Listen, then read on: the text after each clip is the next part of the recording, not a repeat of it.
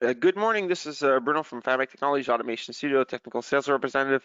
I'm with my colleague Vincent Remillard, and today you've joined us for our fourth webinar, I believe, on the Automation Studio Simulate Your Applications Quickly and Efficiently.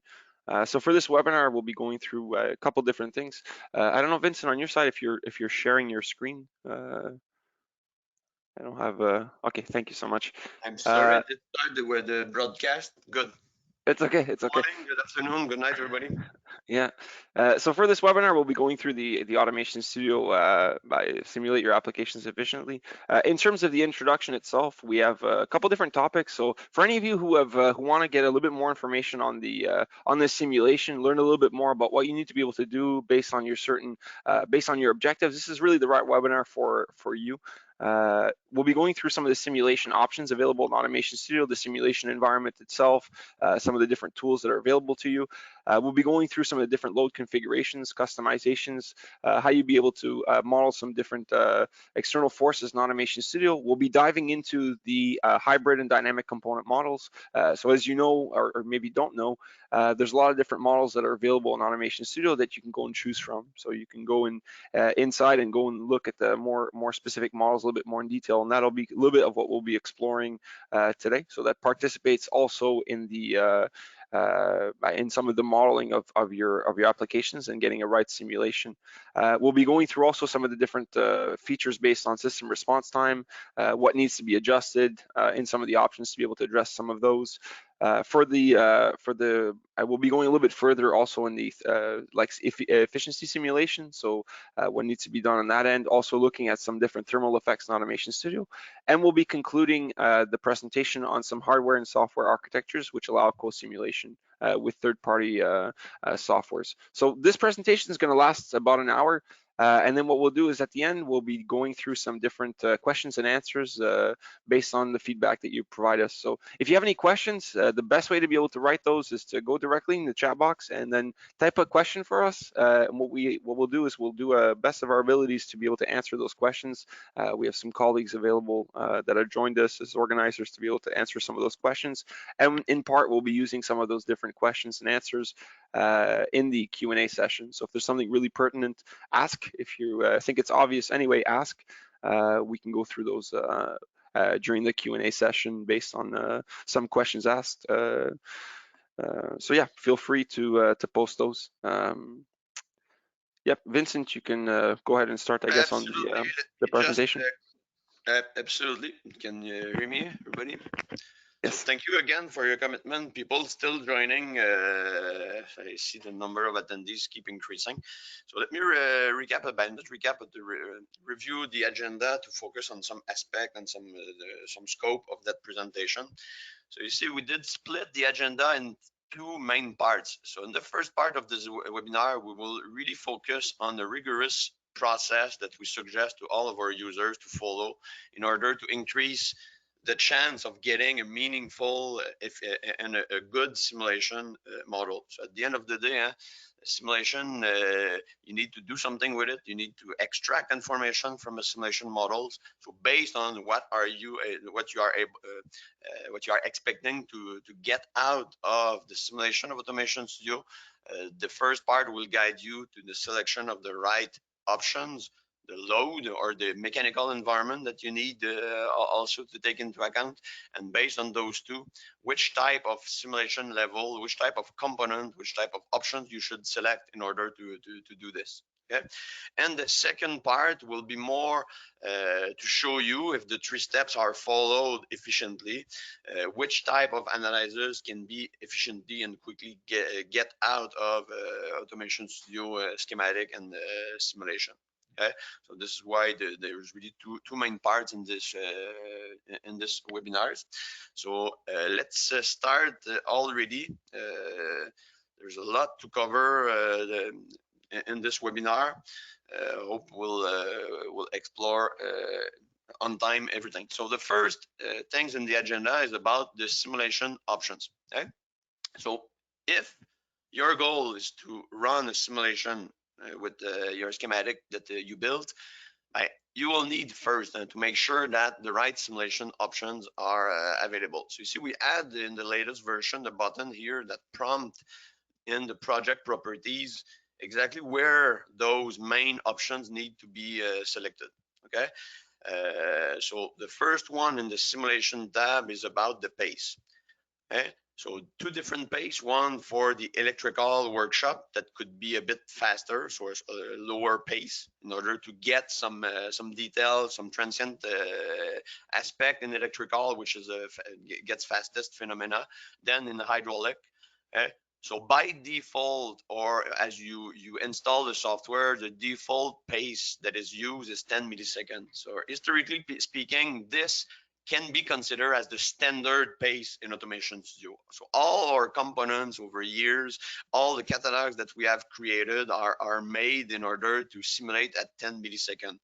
So of course, there's a lot of phenomena that 10 millisecond pace will not be able to catch or to give you the detail, enough details, especially for time response and for transient analyzers. So if your goal is to get to those type of analyzers, of course, you will be able to select a lower pace.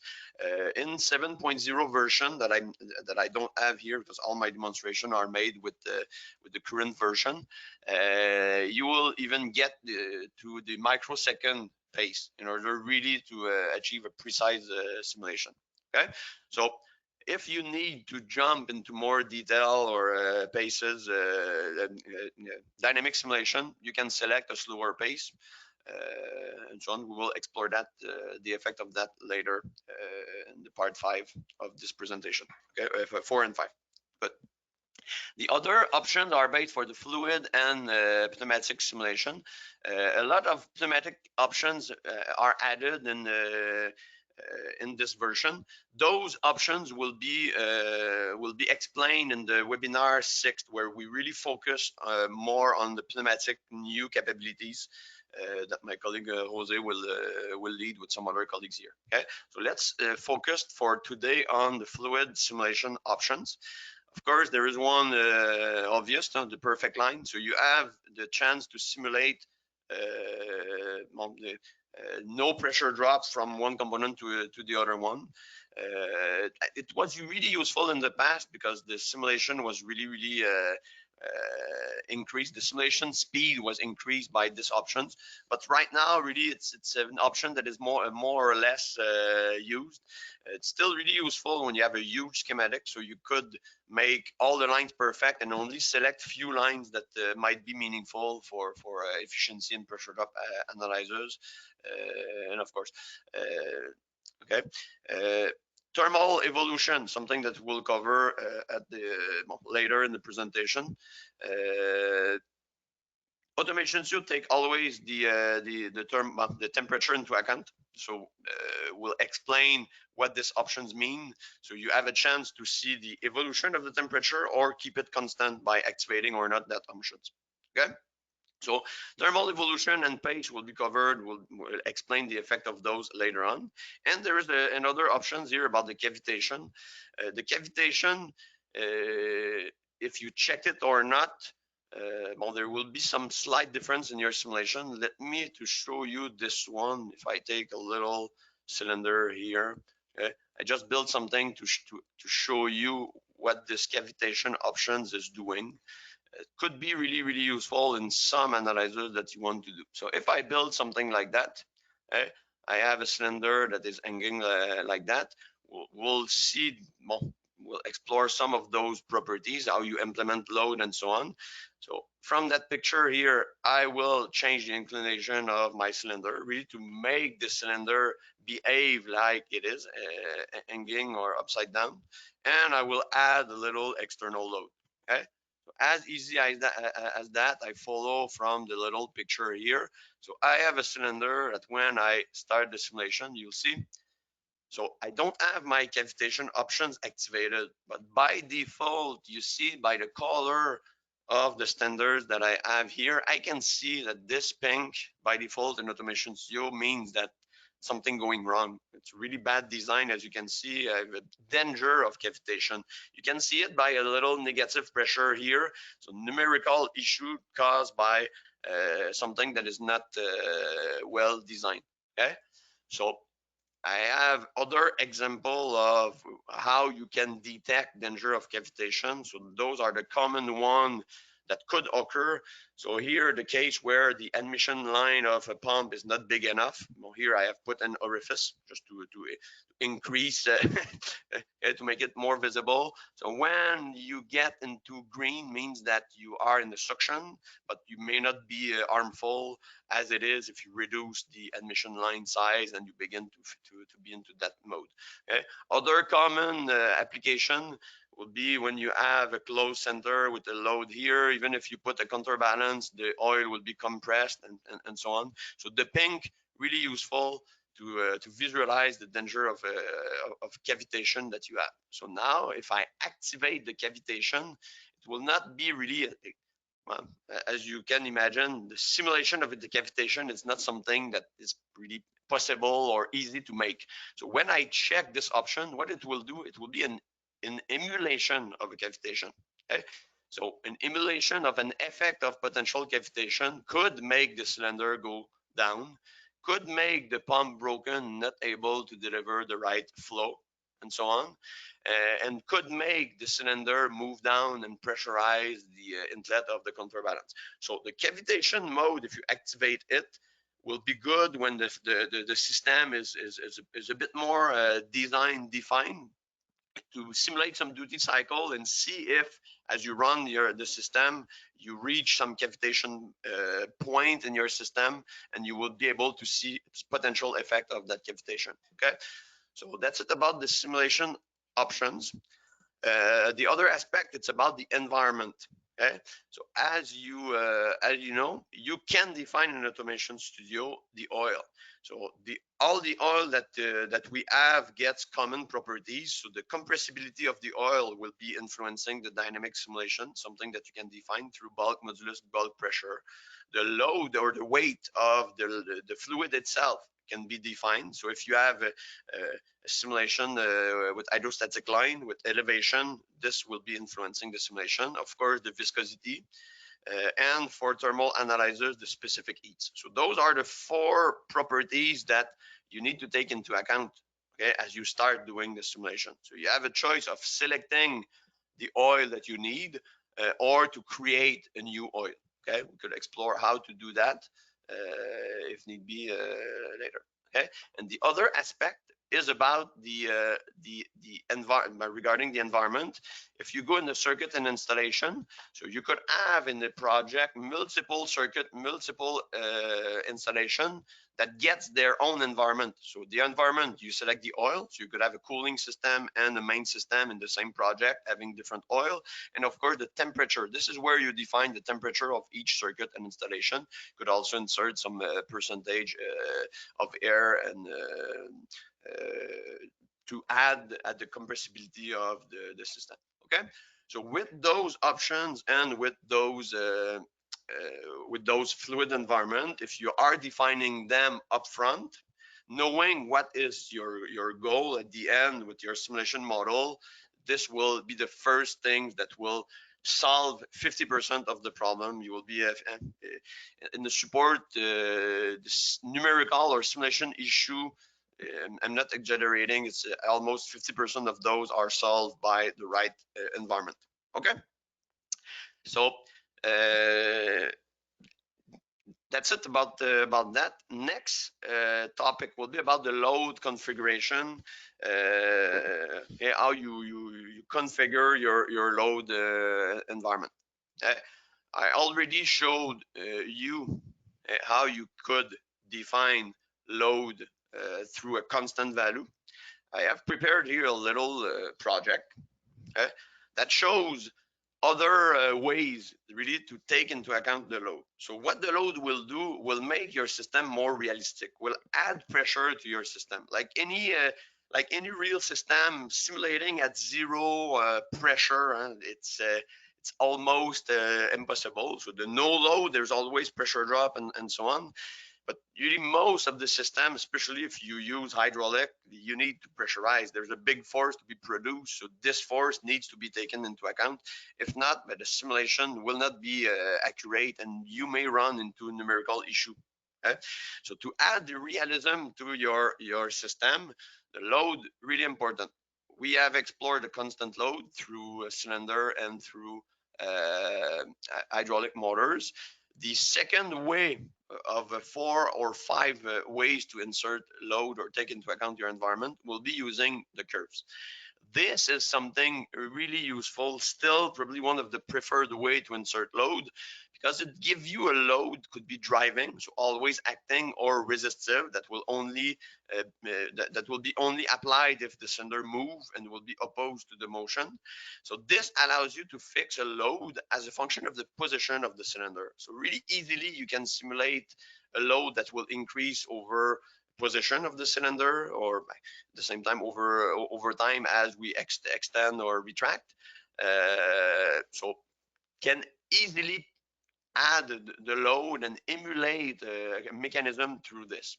So if I do that and I just go here, I will use my measuring instrument, which is a really handy tool in order to collect information about simulation. So temperature, we'll explore that. Viscosity can be measured. Now I'm interested in the pressure from that load here. So when I start the simulation, you'll see as I move up, this pressure increase. Okay? And if you do a simulation where the pressure is not high enough, you will see right up front the effect of that load on your system. So as easy as that, you add a load and you are able to see the effect, making sure that your system is pressurized enough. Okay, so curve really handy to add load here. Another way is using variable. So the variable, each actuator or each component here, load actuator gets a variable assignment branch here. So this variable assignment branch allows you to add the resistive or driving torque for that motor based on any devices that you have in Automation Studio, or from external devices if you have connected it with CAN bus or OPC. We'll get back to this later. So I will just, for you to show, I will add a braking effect using the resistive torque linked with my pedal. Okay, so I do this, I perform my link. Just a little side note, but really important. The units as you send a signal as an input to this motor will be in kilonewton meter. Okay, so as I do this, I make my motor turn, and now when I will increase the signal here, will apply in kilonewton a torque, and the same, you'll be able to simulate the effect of that torque, making sure that you will have the right pressure to make it move it back as you wish. Okay, so color code should show you that the pressure increase. You are able also to measure the pressure in bar PSI the way you wish. Okay, so constant, using curve, using variable. I have 2 mechanical components here, really handy as well. So the shaft on this motor can also transmit a load to this motor. So I have here a little fan. So this fan gets a torque curve, so you can easily simulate the quadratic relationship that you have between the speed and the resistive torque of that fan. So this is a common load environment, a lot of requests over the last couple of years in order to have a fan model that will be accurate in order to simulate a cooling system or a fan drive system. Okay, we have other mechanical devices that you can find in the catalog, okay, into the drive and transmission element here. So this one can be added as an external inertia device. So the inertia, it's another type of properties that will be really important, especially when you have high inertia phenomena. There's a lot of requests to simulate the effect of that inertia when you accelerate or decelerate the machines, or as you switch the speed in the 2-motor speed application, for example. So when you switch from big displacement to small displacement, you have a peak of pressure that will be produced, and the other way around. When you're small displacement to big displacement, you may have see some cavitation. So that type of inertia really, really important to catch those. Okay, so the next two ways that I will just introduce, because time is flying, we'll just introduce, showing you some examples, are the mechanism. Okay, so the mechanism manager, well, it's not a new feature, but it's still really, really, really interesting. So the mechanism manager allows you to create well, a rigid body, but there's also ways to make it flexible. Okay, we can explore that if you are interested. So this mechanism will take the real geometry of your machine, and you'll be able to take your cylinder and include them in that little mechanism. Okay, so the mechanism, just a reminder, can be found under the fluid tab here. Why in the fluid tab? Because this feature has been developed in order to support fluid first. Okay, we may need to find another way to position it, because now in 7.0, we also added to this mechanism manager the capability to inserting a rotative mechanism. So I know there's a big requested feature. So in the version that I show you, there's only linear actuation that is taken into account in this mechanism manager. But in the 7.0, we also added the rotative actuator. This will be presented next week in more in detail. Okay, so I opened my mechanism. The way that the mechanism, a short recap for you. So you have a frame. So this is the fixed part of your mechanism. Can easily be identified here. And there is the bodies that you create using that button.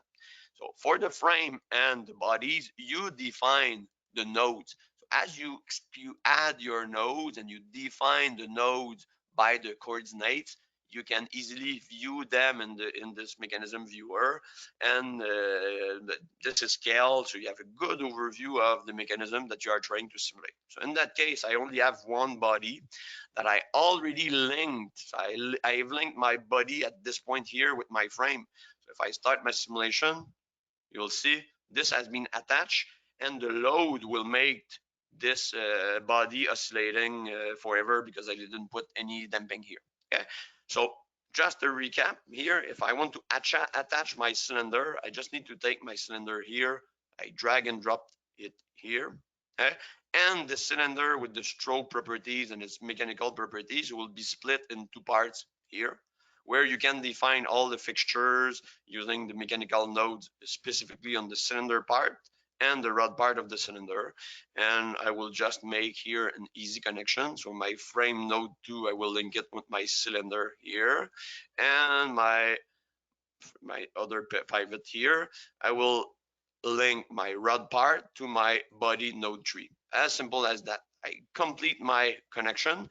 Extension of the cylinder will be defined automatically.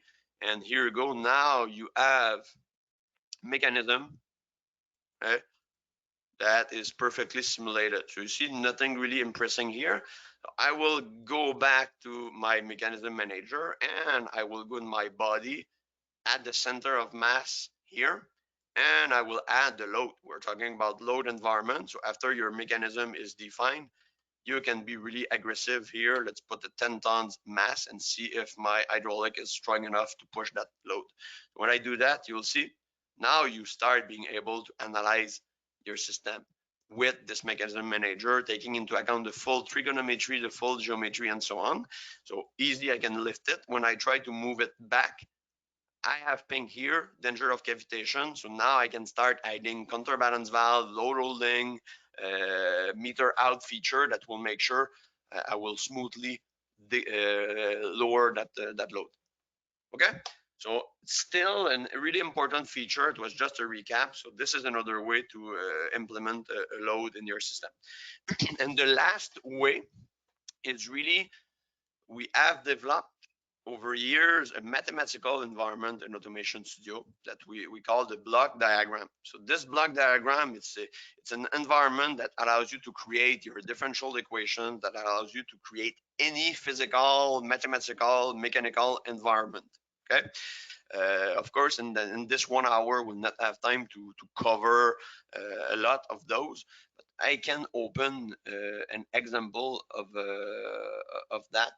It's one of the most requested, I would say, mechanical environment that you have. So over the last year, the two main mechanical environment asked is the rolling machine, okay, in order to test some hydrostatic transmission and so on, and the winch. A lot of requests to be able to simulate a winch. So for that reason, we have put together a little hydraulic schematic here, and we have also developed all the equations in order to simulate the dynamic of it.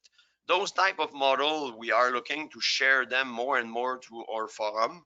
So if you are interested to get example of those models, let us know. We will package them in a way that they will be available in the 7.0 for you as a startup to do that type of analysis and so on. So briefly, you have here a set of equations. Okay? So the motion equations here, okay, the mechanical motion equations, and a lot of characteristics like the spring of the rope has been taken into account. The fact that when you move up or you move down, by the cable are really going through the other cable, so we take that aspect into account as well. So what it gives you as you run the simulation with this environment, it allows you easily uh, to to see some of the oscillation produced by the frequency, mechanical frequency of your system and so on. Okay, so I move this down. You see that there is oscillation as you move the load up. The same when you move the load down, you see some instability. When you change the speed of that motor, uh, you will see that this phenomena will be tracked. Okay, so I have opened here the plotter. When we'll explore that, when you start defining or going into details of the dynamic of some aspect, the animation is not good enough. You need to trace those values using the plotter. Okay? So this plotter, you just need to take the component, you drag and drop it in your system, and you select what you want to measure. Okay? So when you analyze the system, after you have done it, you see some, well, there is some spike here, there is some oscillation. So if you use this button, this will allows you to better understand, is it something by the points that the simulator of automation studio was having enough information to catch? When you see a smooth curve like that, it's perfect. This is exactly the behavior that has been calculated. But could happen, especially when you have a mix of dynamic components and component hard-coded, may happen that you have some spikes here. So you see, there's not a lot of calculation done through that point, so this might not be accurate completely. Okay, so a little introduction with this plotter that you probably all know how to use right now. This concludes really the load environment. If I recap the what I just shown, okay, so you can define load by constant through properties of each component. It can be defined also by curves, by variable, adding components to it, mechanism manager, and with a more extensive or mathematical environment. Okay? So depending of the phenomena, the accuracy that you want, the time that you have to put your model together, you need to find the right way to emulate or simulate perfectly the load that is involved in your simulation. Okay? So after you have done those two first steps, this is where the selection of the right component, okay, the selection of the right component for what you want to do becomes really, really important. Okay, so if I just get back to this little example here, okay, I have a valve, I have another valve here, cylinder, pumps, and so on. So in Automation Studio, what happened with that? Okay, in Automation Studio, there is different simulation level. Okay, so as explained, if you only want to get the pressure level of your system, flow that is flowing, pressure drop, and so on, where the full dynamic is not a concern for you, most of the component, or the art, what we call the hard-coded component, will be sufficient to get those details of information. Those components also coming from the manufacturer catalog. If I take the Bosch pumps, for example, we have explored all the catalog available in the past webinar, or in the first webinar. Those catalog also are tweaked to work at 10 milliseconds. So don't expect with those publicly available catalog to be able to reach realistic time results necessarily. So there is a certain amount of dynamics included in those components. But really, to get the full dynamic capability of Automation Studio, you'll need to use, I would say, other type of components that we're going to explore shortly. So those hard-coded components, as you may know, you get access to their nominal properties, so cracking pressure for that relief valve, and for the performances, this is like that for all our component. For the performances, there is the curve fit model that will adjust the component based on leakage, for the take into account the pressure drop, and so on. Okay, so this two types of properties, this is what we consider being in the hybrid model. So for the meaningful dynamic of components, there is differential equations embedded on those components. And for the performances, there is curves that you can adjust in order to reach the right time response, but also the right accuracy, taking into account the losses or degradation of the components based on some simulation criteria. Okay.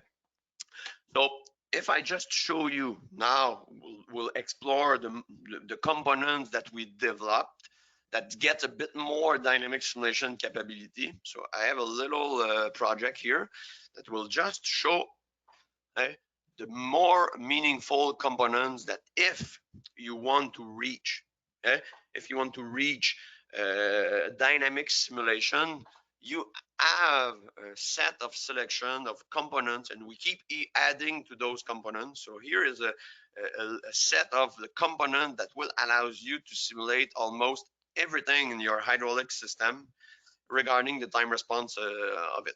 Okay, so well, we have explored the cylinder already. So the cylinder is a component that always gets the higher level of simulation. What I mean by that is, of course, if you use this little favorite button here, you could limit the visualization of a few meaningful properties that you want to consider, that you want to modify to set the performances of that cylinder. Okay, but if I show you the extended list of properties available for that cylinder, you will find, of course, the geometry is there. Okay, and some mechanical properties.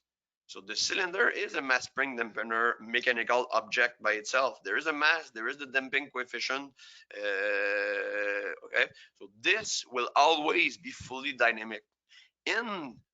If you take huge or in most of the mechanical environment where the cylinder works, the dynamic will be slow enough, so at 10 millisecond pace, most of the application will work perfectly. But if you work with smaller actuator, you can reduce your pace and you can reduce the size of that cylinder and get more phenomena catch up.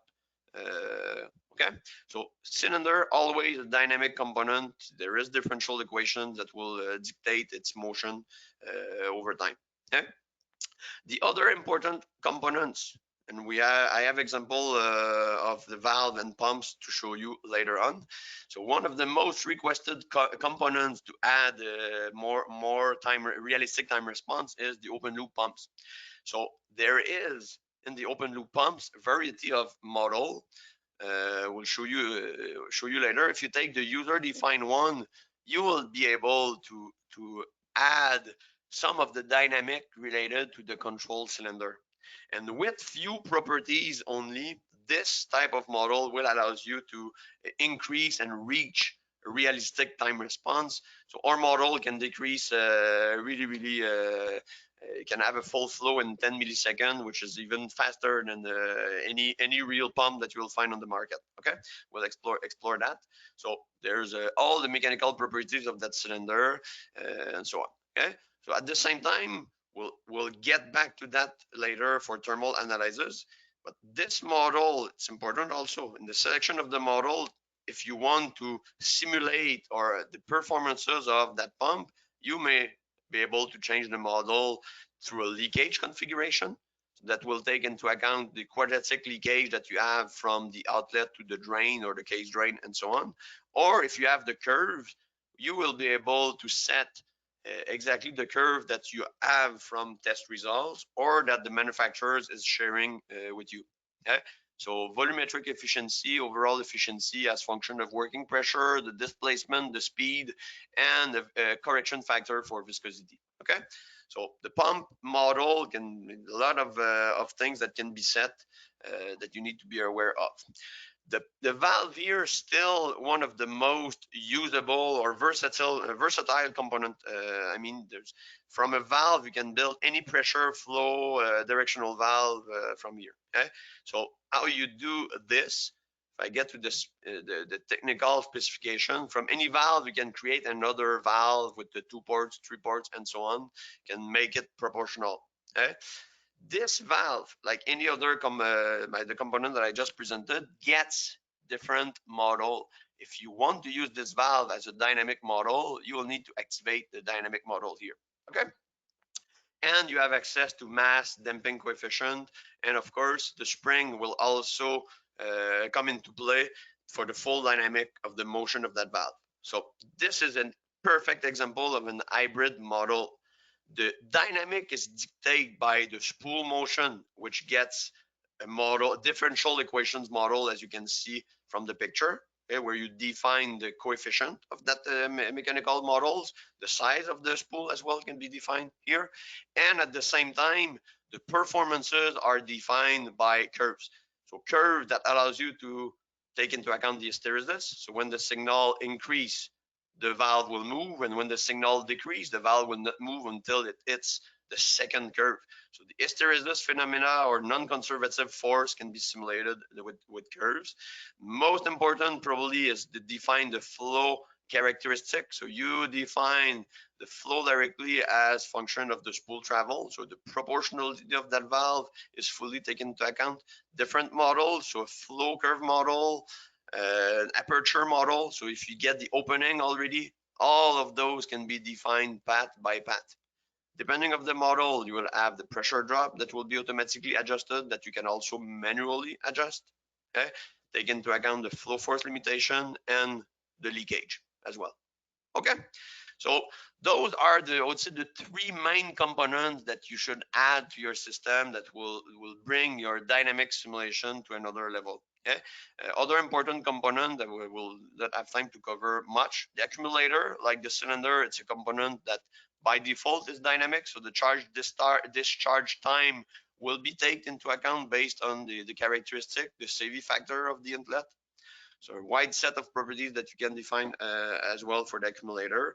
And of course, the lines. So the lines, you can take into account the elasticity of the lines. So to simulate like accumulator effect of long lines, you can turn this to true. So based on the line properties, you will add to your simulation precision.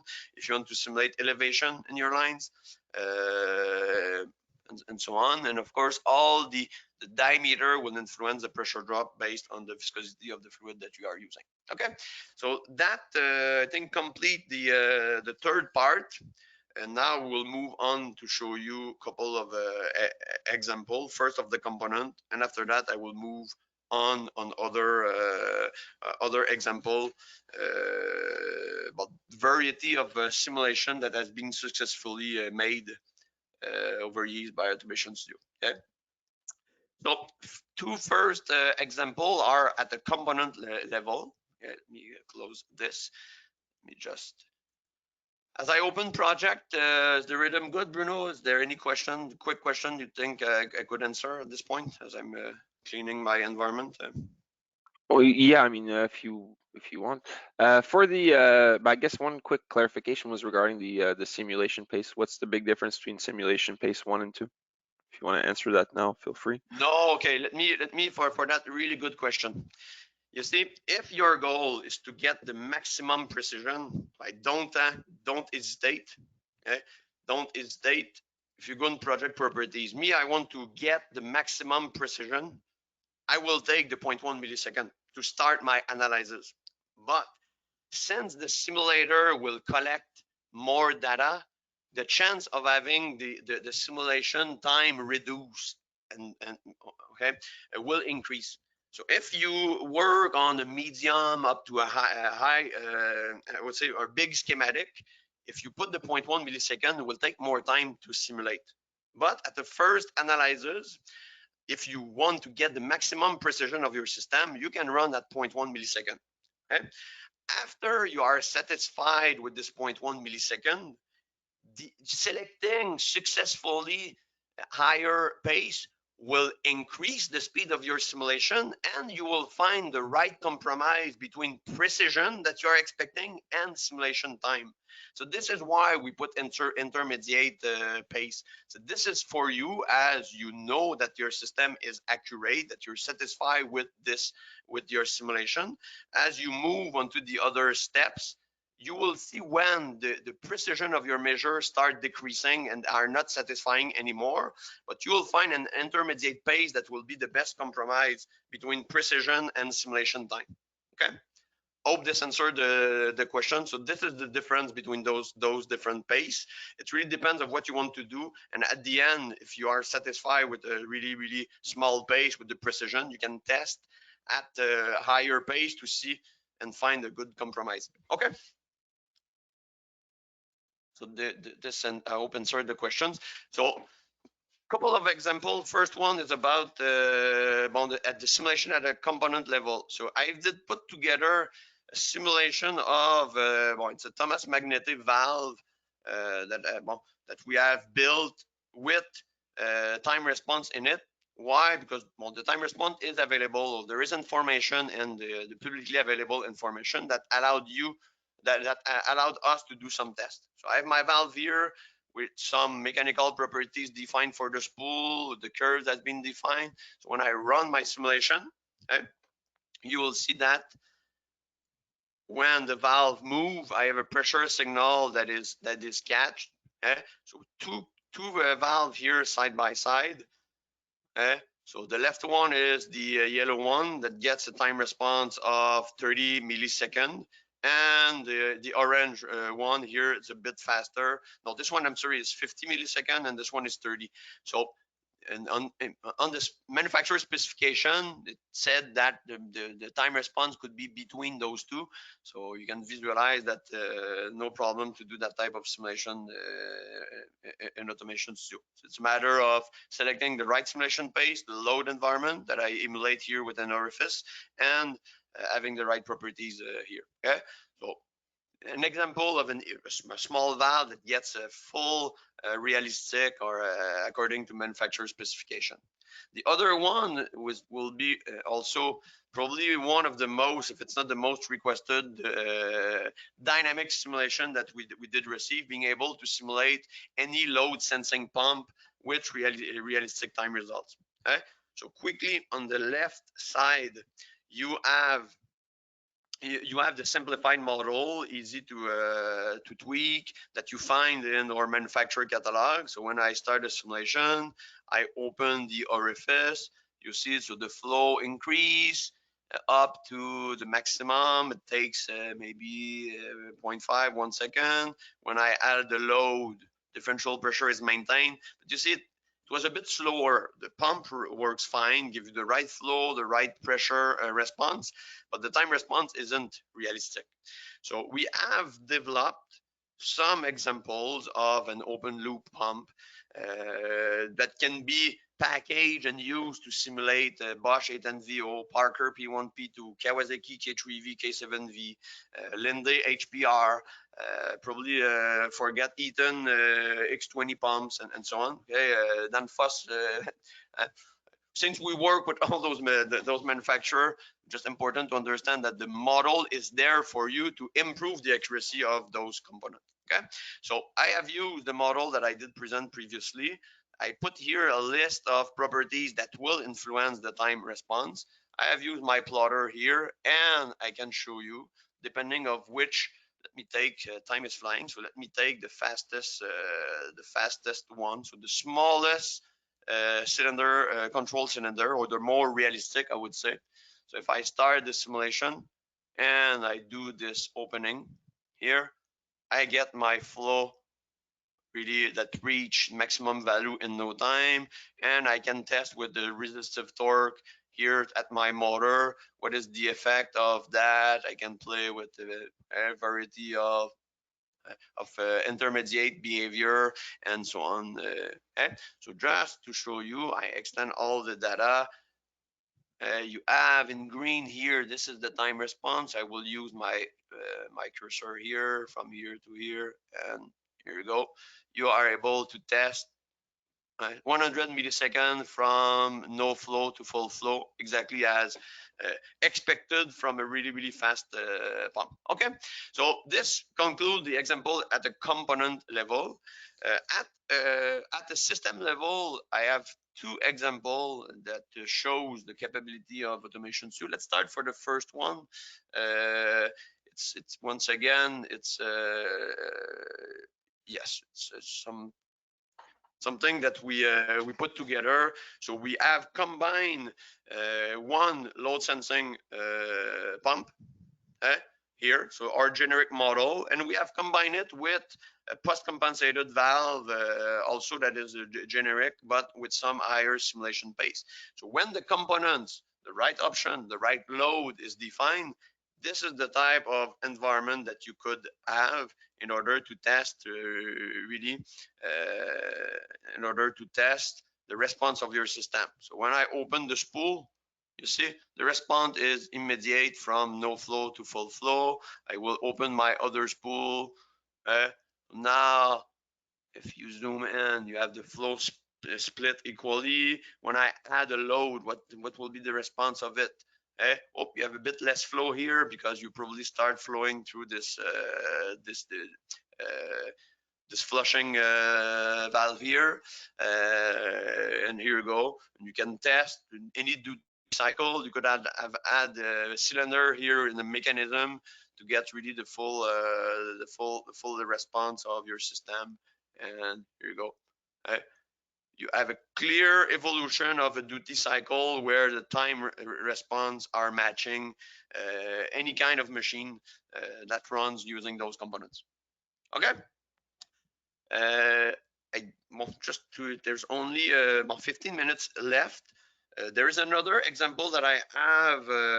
It has been created for a couple of manufacturers of drifter that are using also Automation Studio. We have a generic model of also a high frequency drifter, so a drill or hammer drill that can work at high frequency. I think we have simulated up to 150 to 100 hertz. Okay, so that really conclude the simulation of the time response. I want to spend the next 10 minutes on another simulation types, which has been really requested, and a lot of people successfully create a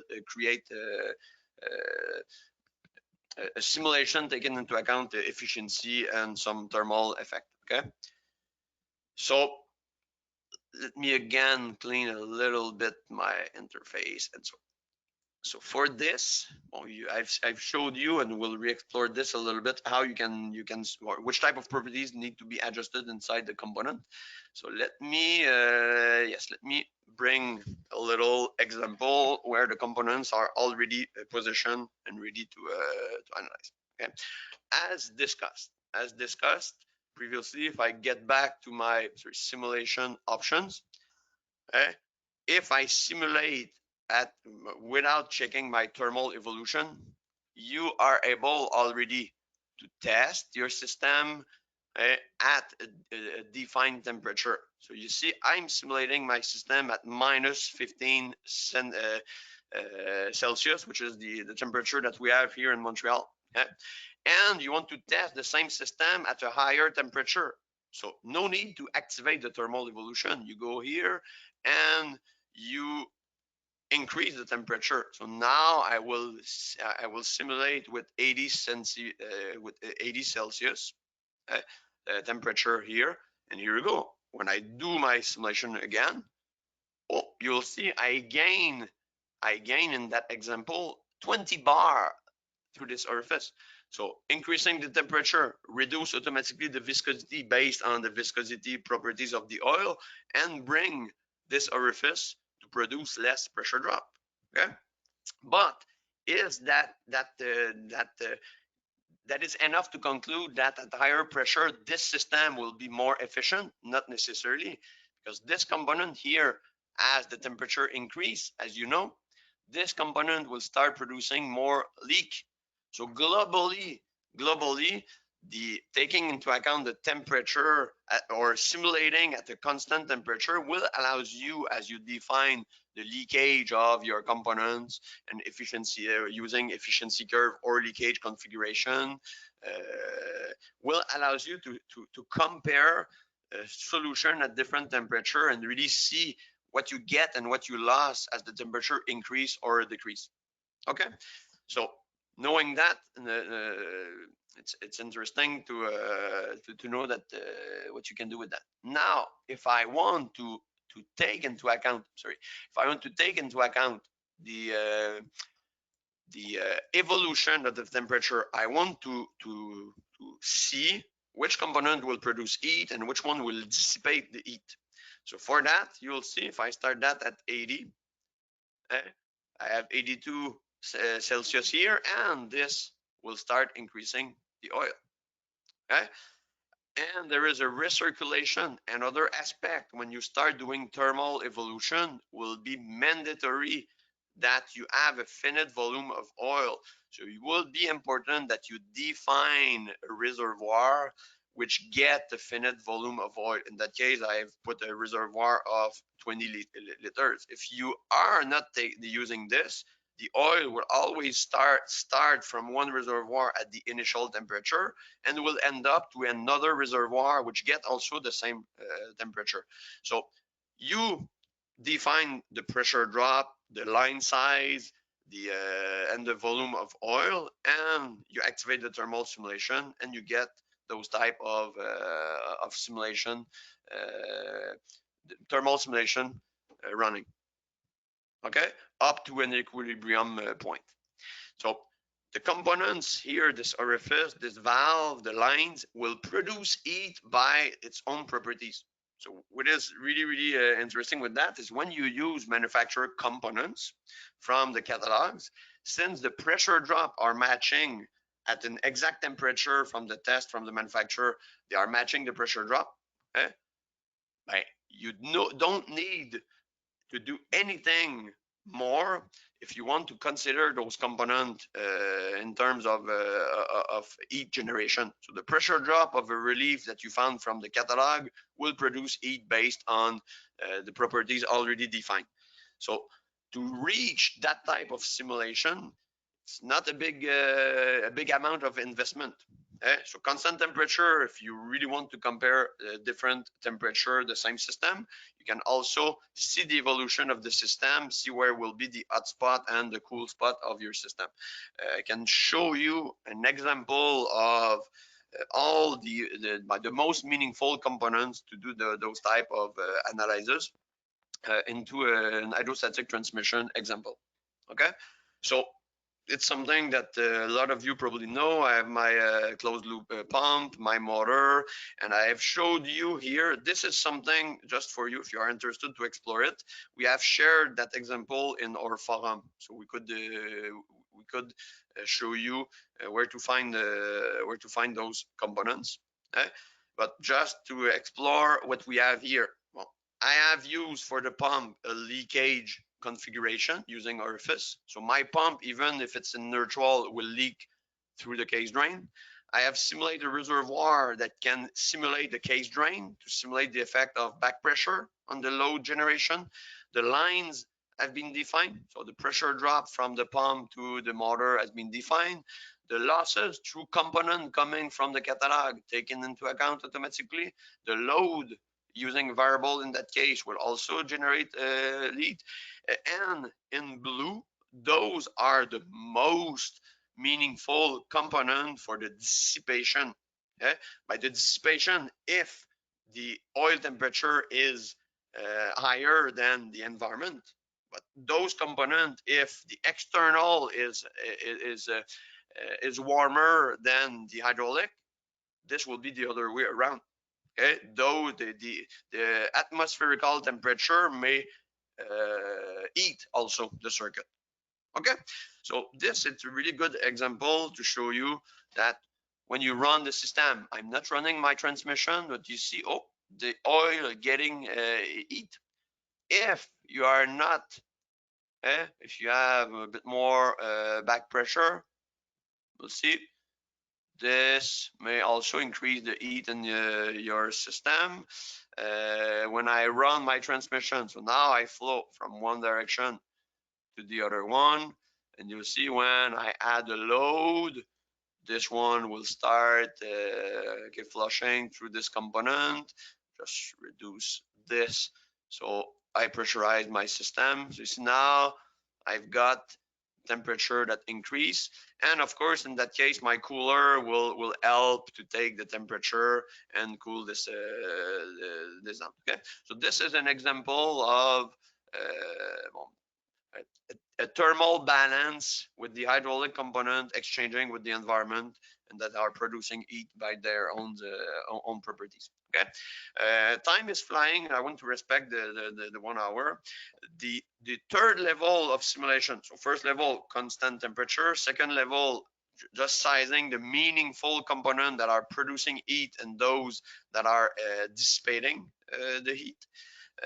And the third level allows you to really to create a full thermal balance. But for that, like it is for the load, there's various way to simulate a radiator, for example, to take into account the heat produced by an engine.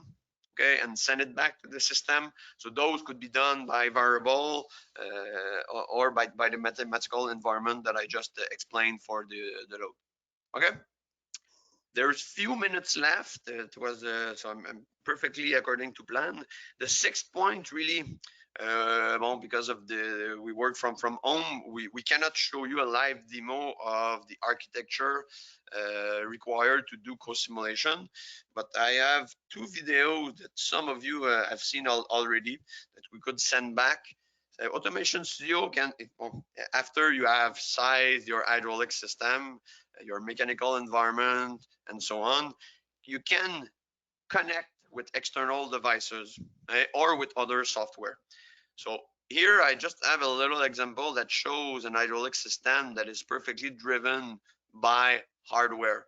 Okay, so the inputs are sent by this joystick to this ECU here. In Automation Studio, all the sensors, also the states of your system can be sent also using some connectivity protocol that we have. Just to explore some of them, if you go in tools in my communication manager here, this is where you will find the communication, the plug and play, I would say, protocol that Automation Studio is compliant with. So the OPC, okay, as a client, OPC server, or as an OPC server. And also we added the CAN bus J1939. Okay, so Automation Studio will be able to connect with external devices that are also compliant with that with those protocols or those standards. Okay, and there is another way to do cosimulation that we have open also over the last year, is with API. So API, it's a module that allows you to really to have a freedom to exchange any variable that are existing in Automation Studio and link them in real time to perform a co-simulation with an external software. So the most requested bridge that we had was to open a bridge with MATLAB. So we have already everything in the house that can be shared at your convenience in order to for you to do that type of co-simulation. So just to complete the presentation with that, we have here a cylinder where the position will be controlled by really an algorithm program in MATLAB Simulink. Okay? So a lot of requests, and we have answered to that by sharing some communication bridge in order to have the control algorithm in MATLAB Simulink that is controlling the Automation Studio model with the level of simulation and the details that you wish. Okay, so I'm right on time. So we recap a little bit and review the important points. So really, if you want to do the simulation efficiently and quickly, make sure that from the phenomena that you want, from the goal that you want for the simulation, for the time that you have to establish the simulation, make sure that you follow these 3 steps, step by step, and that you activate the right options, that you add the meaningful load to your system, and that you select the right components and you parameterize those right components. Will always be there to help you to select the right components for what you want to do. And with that, you will reach a simulation that accuracy that will be over 95%. It's not me that's saying that. It's a lot of our customer users, people that have reached those type of accuracy level. And the second part, we just explore a couple of examples of what can be accomplished after you have followed these good practices for simulation. Okay. So thank you very much for your time. Now we will start a question period for half an hour. I've been quick on a lot of aspects. I wanted really to give you a good overview of the simulation capability. So now let's answer some of the questions that my colleagues did collect throughout the presentation. Hi, Vincent. Yes. Good. So we have a couple different questions. I try to categorize them a little bit just to make it a little bit more smoother. Just maybe to clarify one point regarding the simulation pace. It's the question was also regarding why there's 2 simulation paces. Yes. Okay. So in some of the for some of our users, they want to get a little bit more detail in the electrotechnical simulation pace. Okay, so some electronic or some electric phenomena gets a really higher frequency. So if you want to catch those, you could activate one pace that will be really small. So for fast phenomena, while you keep for your hydraulic system not reacting at the same rate than you do for the electrical system. So you let the electrical environment do its job, and when it's ready, we'll send the signal to the hydraulic, and the hydraulic will respond only at a smaller pace. So this is why we open the 2 simulation pace. It's to make sure that the co-simulation that we have between the workshop offered in Automation Studio you'll be able to get what you need from one workshop that will not overkill the CPU demand for phenomena that are slower. Okay, so I hope this explained the difference between those two. Okay. Second question that came up was regarding, well, we'll talk a little bit about the thermal simulation. So one of the questions that came up was, how do you specify the fluid temperature at the start of simulation? Yes, okay. This I've been really quickly in many aspects of my presentation. So you see in the circuit installation, so each component that you have here, so those, by put those in the same circuit and installation, you can create other circuit and installation. So this is where you define the initial fluid temperature and the ambient temperature. Okay? So you could decide to have an ambient temperature that is really cold with a so this will be the temperature as you begin the simulation. Okay. Yep. For each Yes, go ahead. Oh no, I thought you were done the explanation. I was going to ask another question. Go ahead. No, Um, I'm done. I'm done. Sure. The next question is regarding, since we're on this topic of the thermal simulation and how it relates to different oils, the next question that I'll ask is regarding the creation of oils. How do I create my own oil in Yes. Automation Studio? So in the fluid manager here that I briefly explore, on the first tab, you have a couple of hundreds of fluid that we have added. We keep added to those. So those are the common fluid that we find with some grade, not some grade, with some viscosity and so on. So in that type of managers, when you see a little button here with a plus, this is where you click and you add something. So in that case, I add a new fluid, and this, and if I scroll down, I can define everything here. Okay, so the viscosity at lower temperature, which is set to 40 Celsius, upper temperature is 100 Celsius. So you define all the properties that you need, and okay, so you can select fluid types, and there is a fluid name as well here that you can define. Okay, so after you have finished, see, my first fluid. After you have defined those properties, will appear in the hydraulic lines as a fluid that you can access.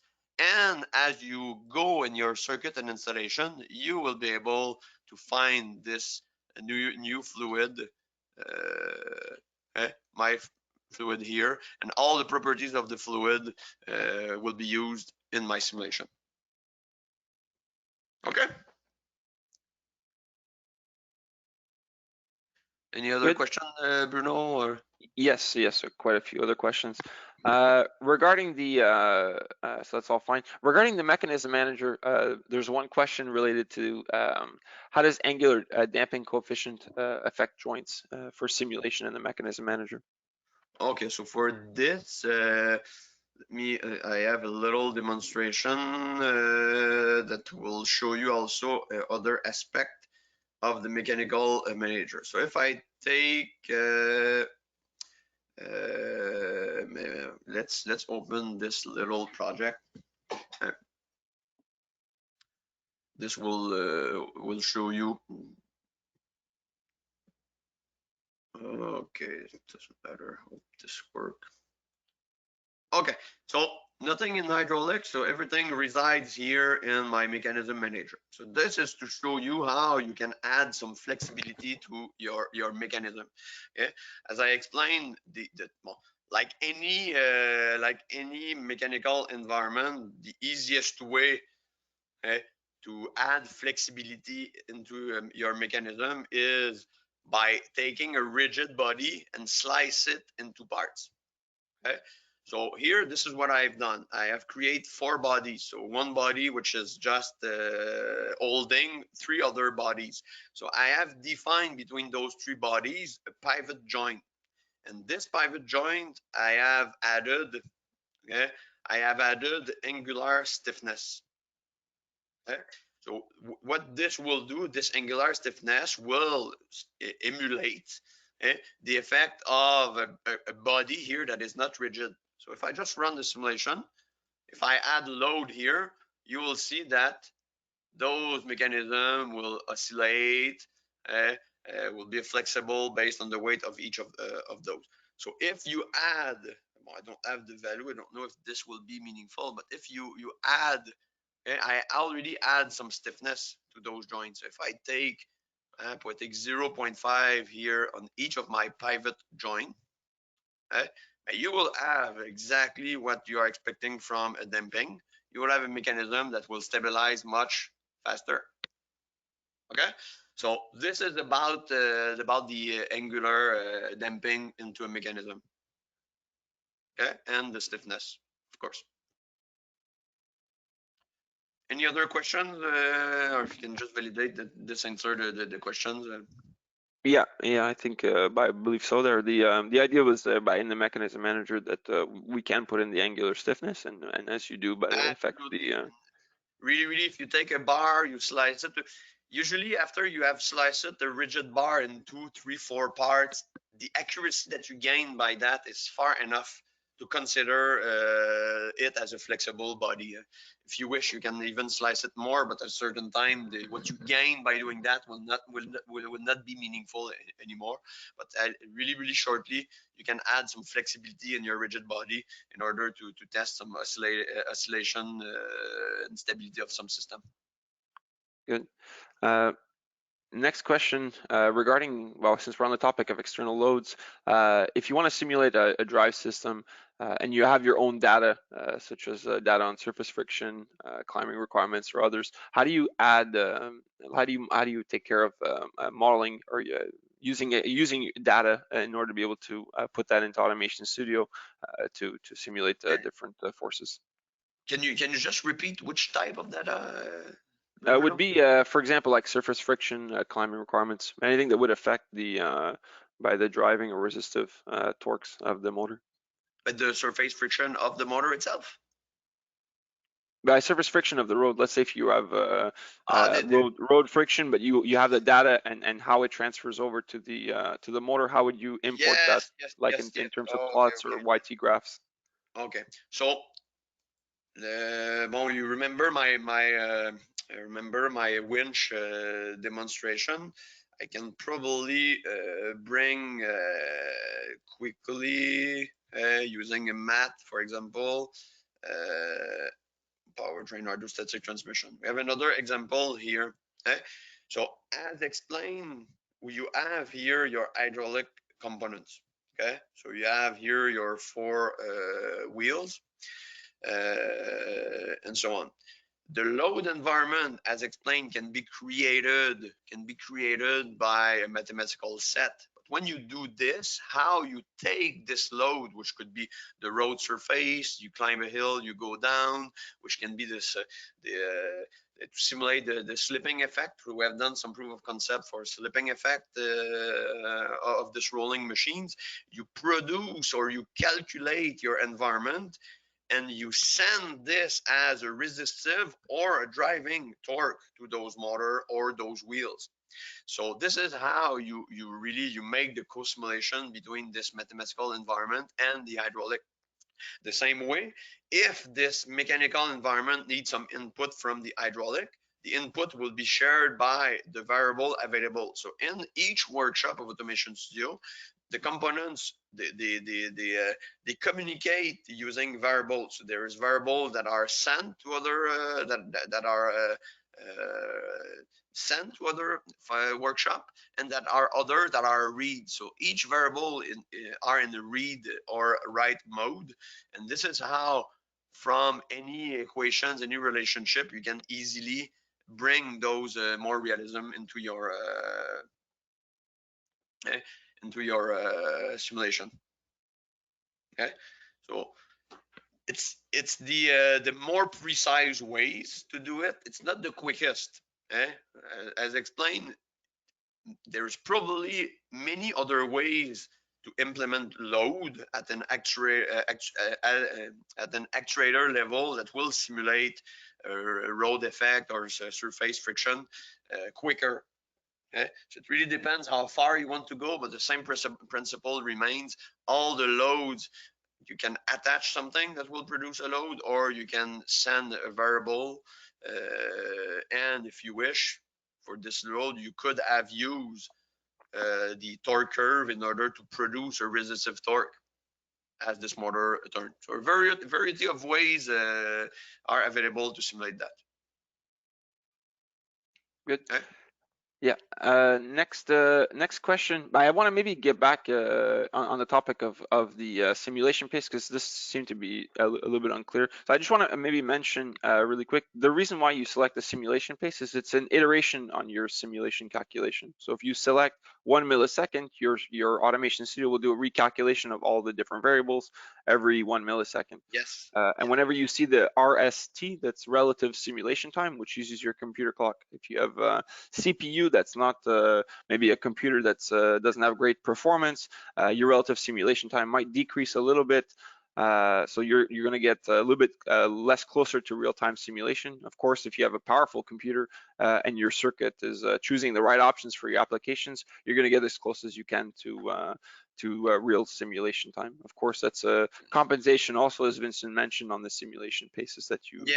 Yes, for those of you that remember their course, their theoretical background, there is the theorem of Shannon-Nyquist. I don't know if people are familiar to that, but in the there's a theory. If you want to simulate something, or if you want to represent something, you need at least a simulation pace twice faster than the phenomena that you want to simulate. Okay? So this is what this simulation page will allows you to do. Okay? So if you feel that you are simulating phenomena that gets a high frequency, let's try the smallest space to make sure that you will be able, that the software, the numerical resolution of the software will be able to get the right results. Okay? Good. Another question regarding, just to get back a little bit on the thermal simulation, how can we simulate a fan used for cooling in a system? Yes. So for that, I have, yes, I view something also. See, I have a lot of demo prepared. I wanted to keep 1 hour. So, well, you have the fan drive system. So let me show you. Here we go. So you have here a little circuit. So a common fan drive controlled by an hydraulic system by controlling the pressure. So as explained, this fan here is having a quadratic torque, so that will produce a resistive torque as function of its own speed. So this is defined in the fan. After that, we do have another circuit here, and this is a cooler, and this cooler can receive a variable. So a really convenient way to simulate those effects is make this cooler based on the airflow that you have, having a dissipation power. Right? So this is one way that we have really to correlate the rotation speed with the heat that you want. So no speed, no cooling effect. As I increase the pressure, will increase the speed, and you'll see now I begin to cool this circuit with this cooler that receive the dissipation power from the fan. As simple as that. Okay. Yep. Another question that's coming up, there's a lot of questions being asked a little bit at the end, so I'm trying to capture the best of them, as many as I can. We probably won't have time to go through all of them. One question I do think is worth going into is somebody had asked, basically regarding the equations in the background for the Automation Studio components. A question asked, based on the accumulator, that it was a function of CV, V, of P. Just want to get a little bit more information on what that is, and also is it possible to see equations and make calculations on components? That's really the big thing. Okay, so two things here. Yep. Two things here. So you mentioned the accumulator. So the accumulator properties. Okay. The CV. This is the first question is about this. So the CV factor or the KV factor just correlate the flow and pressure using this factor. If I don't know if from this button, from the L here, you will have that CV. So this represent in the hydraulic or pneumatic system the flow coefficient. Okay, so the resistance. So this is an easy way to simulate the orifice or the restriction that you have at this port. Okay, if you wish to see this is a common factor. It's used really often in pneumatic system. A lot of design is made based on the CV-KV factor. If you want to hear more on just a quick overview, if you go in the Automation Studio logo in the support, you do have access in Automation Studio to all the users guides. Okay? So this is where you will find more explanation on the components, on the equations that are taken into account, and so on. So if I go here, I talk about the flow coefficient. Okay? And you will find the equation what this corresponds. So now I have in the pneumatic the same probably stand hydraulic flow coefficient. So this give you the information on what is the flow coefficient, how it is calculated. I was mentioning CV, kV, just a matter of the units that you are using. Okay, so this is a factor in hydraulic used often to characterize the restriction that you have through an orifice or through a component. Okay, and you will find it in a lot of locations in Automation Studio. For example, if I take this component here, you see, if I go in the pressure drop curve, you can manually put the pressure as function of the flow, but you could also, if you know the CV kV factor, this curve can be generated automatically. Okay, so it's another way to see the effect of kV and CV and kV factor. Okay, so first part of the question. The second part is about the equations behind the components. Okay, so those equations you will find it in the guide that I just showed, and as explained, if you take this cylinder, by the equations here, you not have the explicit equations, but as explained, this spool works like a mass dampening and spring system. So you can add a spring if you wish from the builder.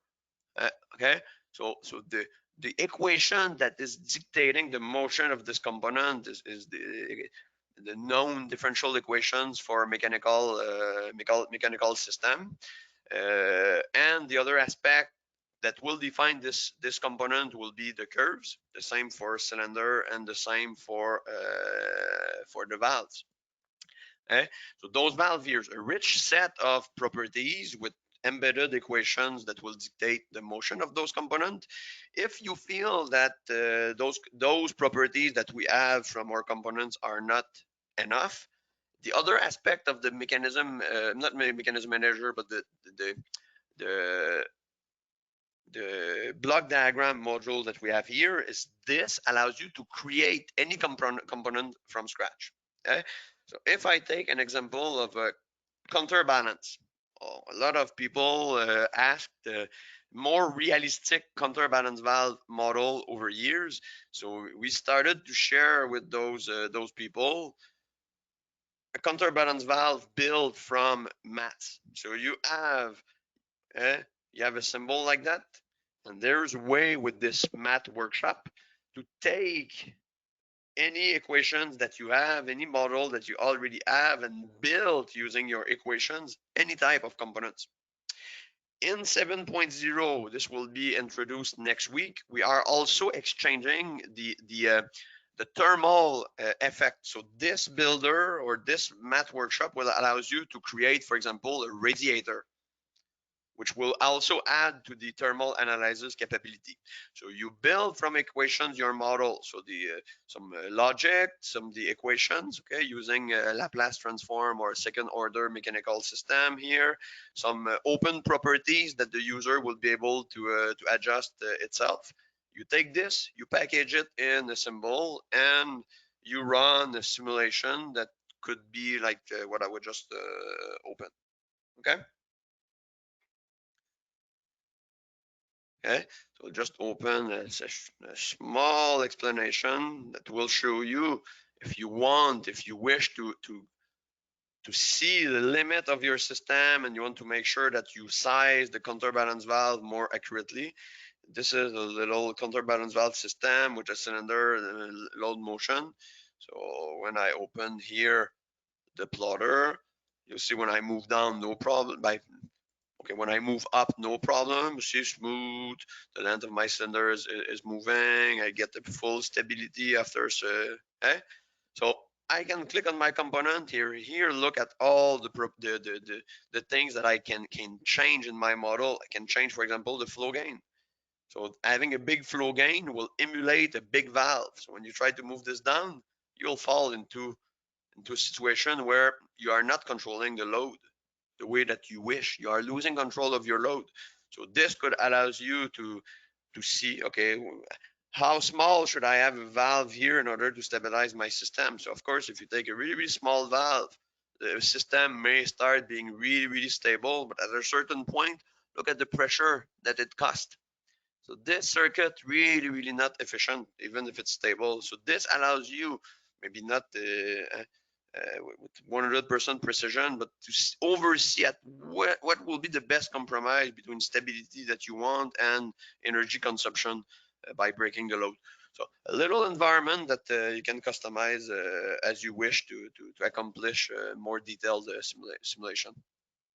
Uh, Vince, that was really good for by just for the explanation regarding the custom components and ability for you to be able to create mathematical models. I want to bring you back a little bit regarding the our own models. So when we talk about the accumulator, I would like maybe for you to show the sizing sheets that are available, because these do Yes, good address point. some of the different equations that are available, and you have access to all of those. I And I think didn't cover that. You're really good, Bruno. Those are, if I take, yes, yes. Sorry, just trying to find.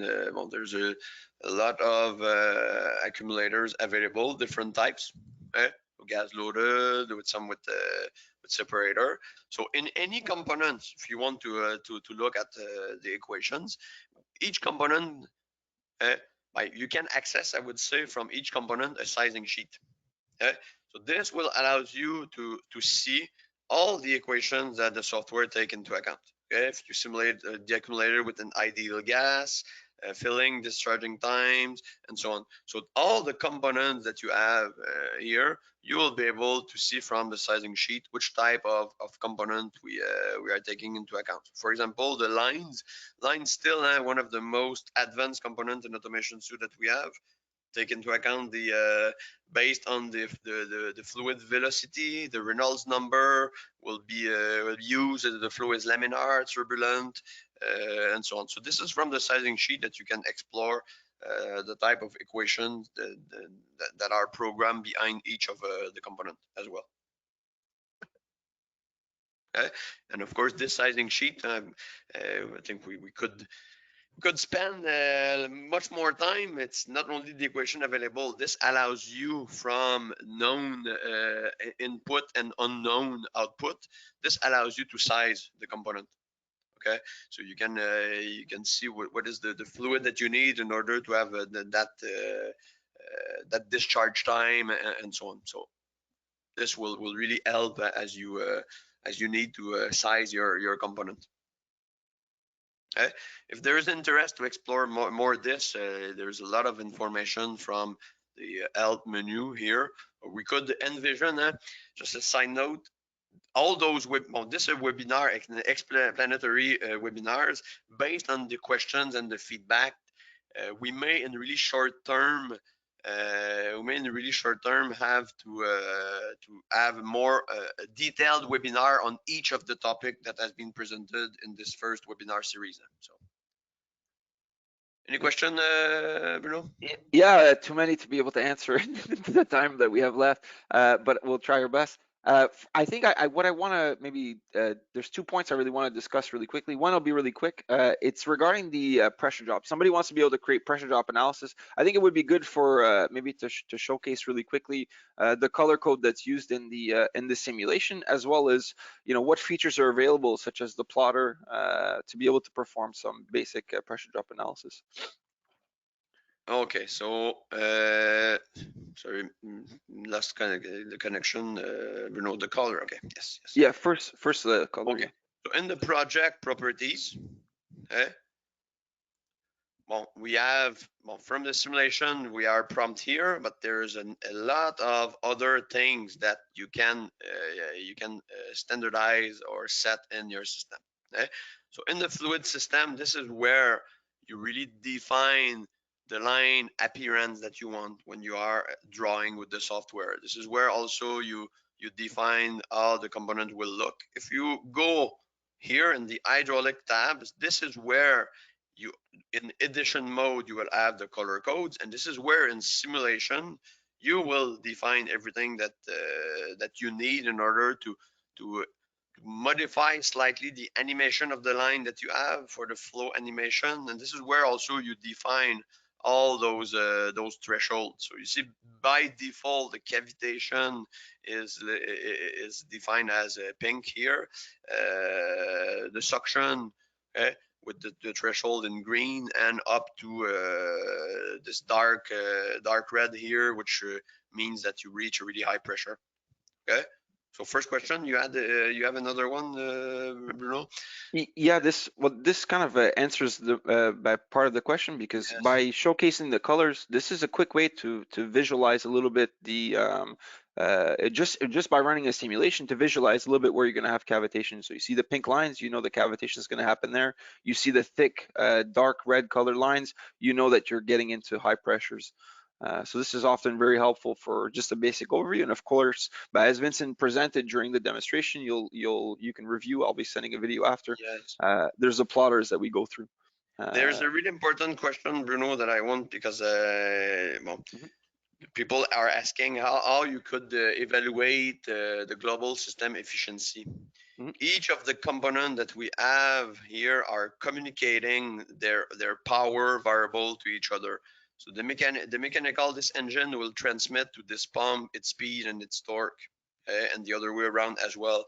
This hydraulic system, with all the leakage and the heat generation and so on, will get some losses that will be calculated throughout the hydraulic system up to the load that you have here. So the load will be transmitted to the input here, and we'll take into account all the losses that you have. So just to show you, we have many examples that can be shared for those of you that are interested to hear more. This is a little example where uh, we are able, from the simulation, to calculate the instantaneous power that you have. So based on the load and based on the duty cycle. So what I have here, I have a comparison between a standard open no, a load sensing system and a standard open center system. Okay, so by mhm, running this type of system on the duty cycle, 10 hours a day, 360 days a year, based on the energy consumed by the engine, this is an example of the type of calculation that you can do by Automation Studio, trying to annualize the energy consumption based on the efficiency that I've explained and explored with you today, being able to evaluate how costly this solution will be compared to this one, based on the price of oil, a medium price of oil, and okay, of course, and so on. So this could be really important to evaluate that. Of course, this is a really low cost circuit, but that gets really high price to running it compared to a really high initial cost solution, but that gets much better performances, that will make a difference after 2 3 years of working with it. So a little parenthesis, because I did point out the efficiency, and I saw also there's a lot of questions regarding those energy calculation or capability to do that type of energy balance to your entire system, which could include the integration of your hydraulic system, your electrical system as well, or the pneumatic system with the compressor and so on. So those efficiency and those type of multi technology simulation will be explored more in detail next week. We are, yeah, we're a little bit over time. yes. Maybe Yeah, one more question, since still a lot of people are connecting, Bruno, and we'll disconnect after. yeah, yeah, sounds good. So there's a bunch of really good questions that are being asked. I guess one that I want to maybe mention, it might be a little bit long to answer, but it's worth it. It's regarding the Automation Studio manufacturer catalogs. Whenever we build those components, we're going to configure some of the models based on specific oils, right? So Yes, specific yes, yes. kinematic viscosity, specific density of oils. How does Automation Studio take care of, if you select a different oil, how does Automation Studio take care of doing the adjustments Yes, okay. on the So oil properties? so if I take, for example, I take that component here. Okay. So you need, oops, you need when you define the flow characteristic and the pressure drop in each component of automation studio. When you see a table like that, or in a more simpler component, I take this guy here. See, there is a little gear sign here that allows you to see what are the fluid properties matching this curve, meaning that this curve will be perfectly followed as you simulate this component if the oil gets those properties. Okay? So there will be an automatic extrapolation done with empirical values. So if the viscosity is reduced, more pressure drop will be automatically calculated from Automation Studio. And if you simulate with a really small flow, you'll see that the relationship at small flow, it's not exactly the same based on Moody chart and other literature also. So we have a factor here that can be activated. So if you simulate with small flow, this will give you a bit more precision in the extrapolation and so on. All of this is explained in the question marks and the help of the software. But really, when we model a component, there is always a viscosity which is appearing in the graph used or published by manufacturers. We use that oil, we set this oil, but automatically as you use this product into another circuit installation where the oil is different than the one used to define the curve, the software is taking care of that automatically. Okay, Bruno? Yeah, I guess Vincent, if you want to, there's a last question. I think it's pretty permanent. Worst case, if some people can't need to dismiss, we'll just send the video afterwards. But at least this question will be answered. Yes. The last little thing, I guess, is regarding the thermal calculations. If you're simulating and you have all of your basically all of you're doing a thermal simulation, you're running that in Automation Studio, you've defined your ambient, your temperature, you know exactly how much the temperature changes are going to happen in your system. How would you be able to calculate energy lost due to heat or pressure due to heat? The pressure due to But first, the maybe easier question would be the heat transfer itself. You have the temperatures. How do you take care of calculating a little bit more on heat transfer? I'm thinking maybe of your project that you've done on energy consumption, and that these yes. customized fields could be used as equations to calculate for heat, which could be used in analysis. I'm not sure if Bruno, there's many questions, and the question you Okay, asked. I'll simplify the question a little bit. Yes. You're doing a thermal simulation. You have Yes. all of your temperatures. How do you calculate heat loss? The heat loss. Well, once again, this I think we added this. I think we did add this here. We can share with those that are interested the equations, but the heat, okay, that will be generated from this component here, okay, will be based on the empirical value for restriction. Okay? So this is coming from, I'm not sure if I have the reference ready to be shared, but this is a restriction could evaluate based on some fluid dynamic relation from the pressure loss that you have, how much heat will be produced by a certain type of restriction or pressure drop. Okay, so the components like this orifice here and so on will produce heat into the oil.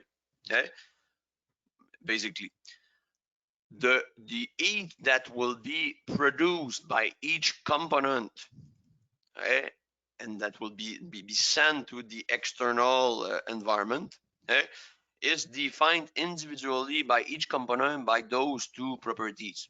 Okay, so each component can